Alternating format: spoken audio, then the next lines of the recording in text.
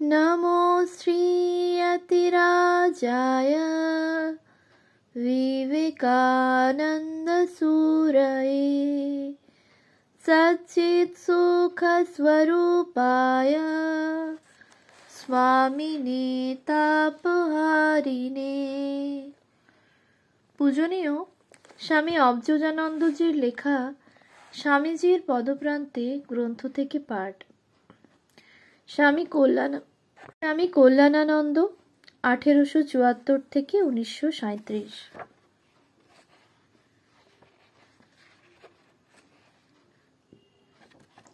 পৃষ্ঠা সংখ্যা 315।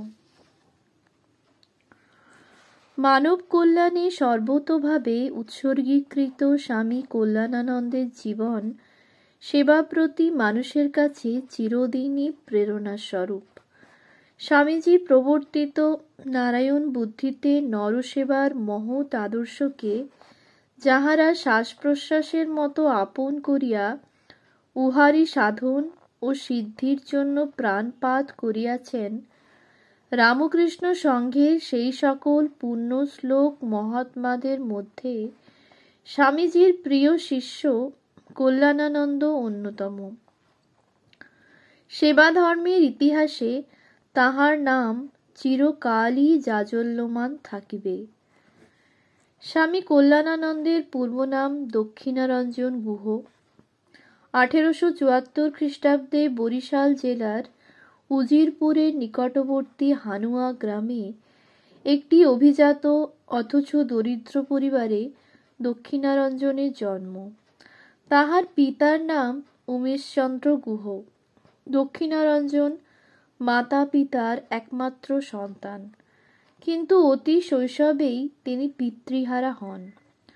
ধর্মপ্রাণা জননীর সস্নেহ লালন পালন বালক দক্ষিণারঞ্জনকে আদরের দুলাল তৈয়ারি করে নাই, বরং তাহাকে ধর্মপথে চলিবার মতো উপযুক্ত মানসিক শক্তিতে শক্তিমান করিয়া তুলিয়াছিল।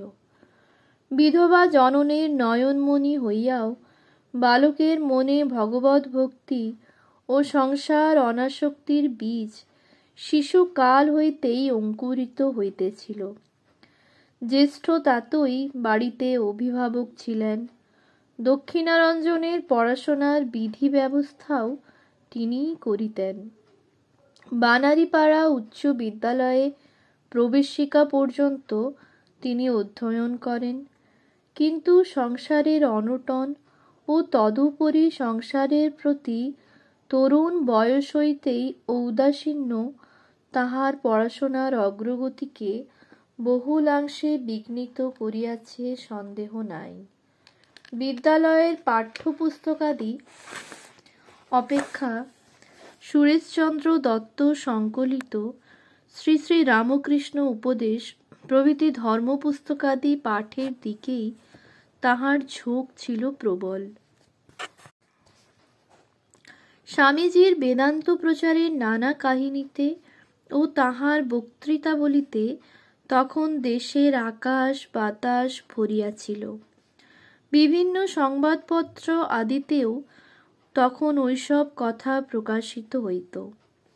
আদর্শবাদী যুবক মাত্রই তখন স্বামীজির ভাবে আকৃষ্ট হইতেছিলেন। এই ভাবপ্লাবন সুদূর পল্লী বাংলার তরুণদের চিত্তেও আলোড়ন জাগাইতেছিল।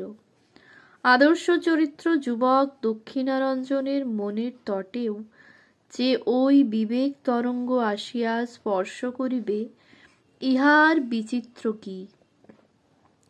সেবানুরাগ ছিল তাহার আবাল্য সংস্কার। পরের জন্য পরিশ্রম করা এবং অন্যের আপদ বিপদ ব্যাধি জ্বালাতে সমবেদনা বোধ করা ও সাহায্য করা তাহার একটি প্রিয় অভ্যাস ছিল।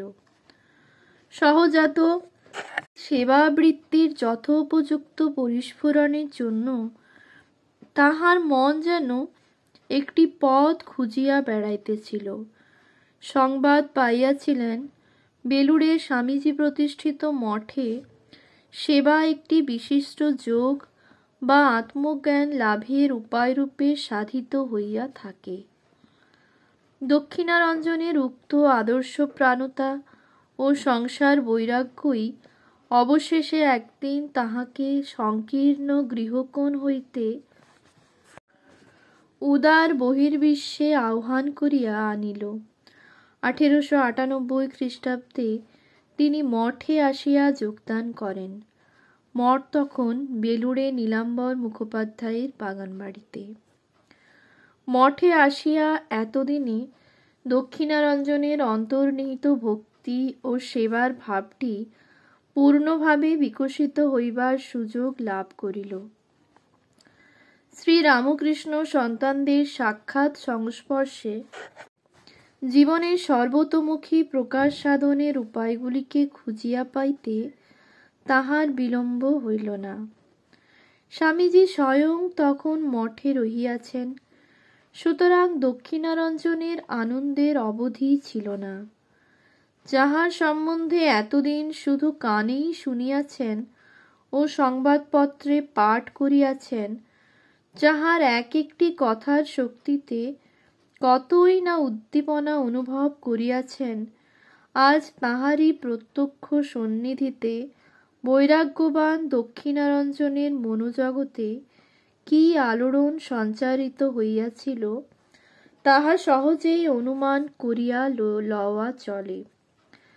গ্রাম হইতে আগত সরল যুবকের আন্তরিকতা পরীক্ষার জন্য স্বামীজি একদিন রহস্য করিয়া জিজ্ঞাসা করিয়া বসিলেন, আচ্ছা, ধরো আমার কিছু টাকা দরকার, তার জন্য যদি তোকে চা বাগানের কুলি বলে বিক্রি করি, তুই রাজি আছিস তো?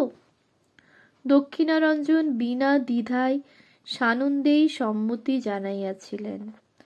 গুরুপদে সমর্পিত প্রাণ এই শিষ্যের জীবনকে যদি সমগ্রভাবে অবলোকন করা যায়, তবে নিশ্চিতই ইহা গোচর হইবে যে চা বাগানের কুলিরূপে নহে, বিরাট মানবজাতির সেবাতেই স্বামীজি তাহার এই অনুগত শিষ্যটিকে উৎসর্গ করিয়া দিয়াছিলেন। দক্ষিণারঞ্জন স্বামীজির পদপ্রান্তে আশ্রয় লাভ করেন 1898-এরই কোনো সময়ে। সন্ন্যাস দীক্ষান্তে স্বামীজি নবীন শিষ্যের নাম দিলেন স্বামী কল্যাণানন্দ। আরও একজন সুযোগ্য শিষ্যকে দক্ষিণারঞ্জনের সঙ্গে স্বামীজি সন্ন্যাস প্রদান করিয়াছিলেন, তিনি স্বামী আত্মানন্দ। রামকৃষ্ণ সঙ্গে শুকুল মহারাজ নামে যিনি খ্যাত।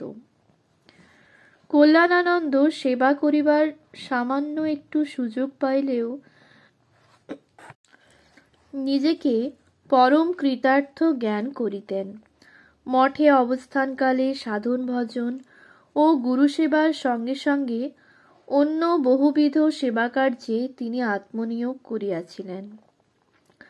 বেলুড় গ্রামের দুস্থ আর্ত ও পীড়িতদের সেবার জন্য তিনি অশেষ কষ্ট হাসি মুখে সহ্য করিতেন।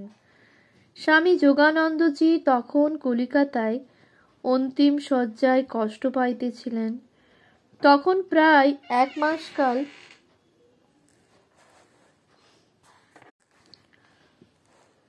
সেই মহাপুরুষের সেবা করিবার সৌভাগ্য কল্যাণানন্দ লাভ করেন। তাহার সেবায় এতই প্রাণ মিশ্রিত থাকিত যে যোগানন্দজির সামান্য একটু ইঙ্গিত বা চোখের ইশারাতেই তিনি তাহার প্রয়োজন বুঝিয়া ফেলিতেন।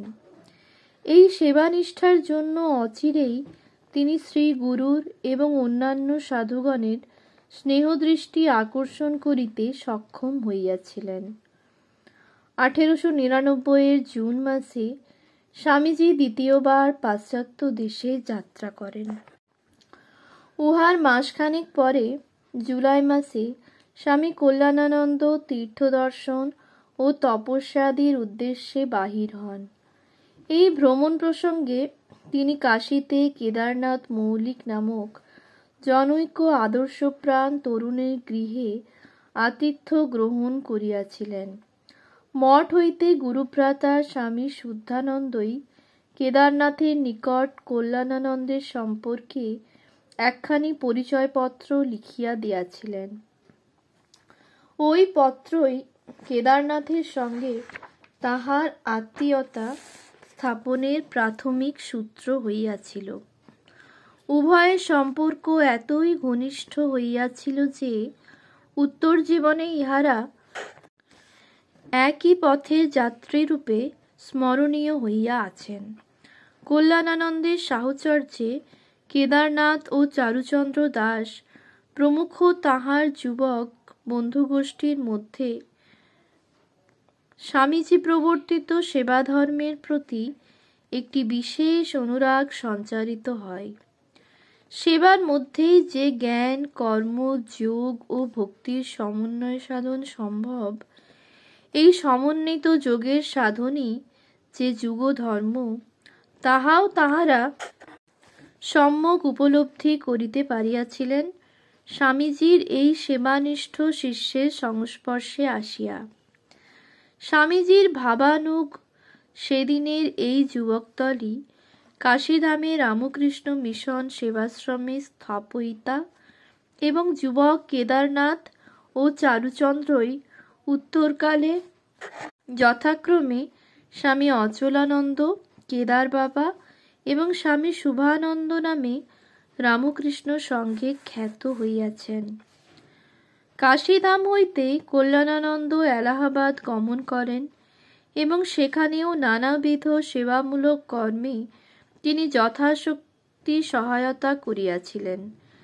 এলাহাবাদ অনাথ আশ্রম নামক স্থানীয় একটি প্রতিষ্ঠানের কর্মী ও পরিচালকগণকে স্বামীজীর ভাবে অনুপ্রাণিত করিয়া তাহাদের সেবানুষ্ঠানকে সর্বতোভাবে সার্থকতায় ভরিয়া দিতে তিনি প্রচুর যত্ন করিয়াছেন। এইভাবে পর্যটন করিতে করিতে কল্যাণানন্দ জয়পুরে পৌঁছান। জয়পুর রেল স্টেশনে অপ্রত্যাশিতভাবে গুরুভ্রাতা স্বরূপানন্দের সঙ্গে দেখা হওয়ায় উভয়েরই খুব আনন্দ হইয়াছিল। স্বরূপানন্দ তীর্থভ্রমণে চলিয়াছিলেন, কিন্তু একটি দুঃসংবাদ শুনিয়া তাহারা সকল সংকল্প সেখানেই বর্জন করিয়াছিলেন। কিষেনগড়ে সেই সময়ে দারুণ দুর্ভিক্ষ। ক্ষুধার্ত মানুষের ক্রন্দনে রাজপুতানার আকাশ তখন মলিন। উভয় গুরুভ্রাতাই তীর্থদর্শন অপেক্ষা দুর্ভিক্ষক্লিষ্ট জীবন্ত নারায়ণের সেবায় আত্মনিয়োগ করাকে অধিক সমীচীন বলিয়া অনুভব করিলেন এবং অনতিবিলম্বে কিষেনগড়ে ছুটিয়া গিয়া সেবা কার্যের সূচনা করেন।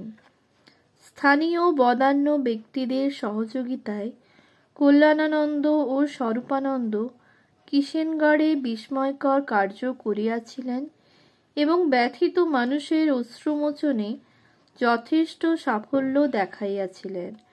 ভিক্ষালব্ধ অর্থ ও দ্রব্যাদি দ্বারা প্রতিদিন তাহারা প্রায় ৩০০ ব্যক্তির অন্নের সংস্থান করিতে সক্ষম হইয়াছিলেন। সাময়িকভাবে একটি অনাথ আশ্রমও তাহাদেরই প্রচেষ্টায় সেখানে স্থাপিত হইয়াছিল।